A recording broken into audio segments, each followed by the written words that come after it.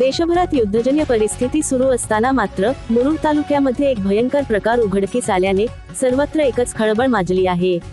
सूत्रांच्या माहितीनुसार मिळालेली माहिती अशी की साळावपासून ते ताडगाव पर्यंतच्या गावांमधील विहिरींमध्ये एक व्यक्तीकडून विष टाकण्यात आल्याचा संशय असल्याची घटना घडली आहे। विहिरीमध्ये विष टाकणाऱ्या इसमाला ताडगावमधील नागरिकांच्या सतर्कतेमुळे पकडण्यात यश आले असून विहिरीतील पाणी न पिण्याचे आवाहन येथील गावांमधील नागरिकांना करण्यात आले आहे।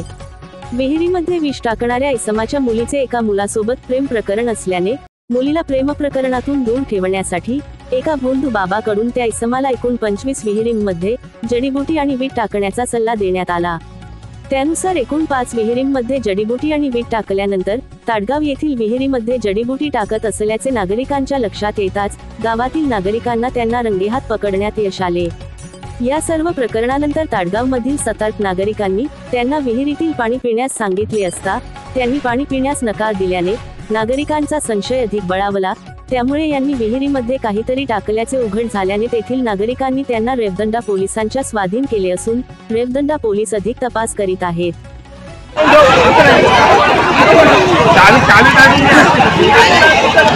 सौरभ चावी काढलेस ना? ड्रम घेऊन जाईल पेट्रोलचा कोण? अशा प्रकारच्या नवनवीन व्हिडिओ आणि चालू घडामोडी पाहण्यासाठी TV7 मराठी महाराष्ट्र न्यूज या चॅनेलला लाईक, शेअर आणि सबस्क्राईब करा।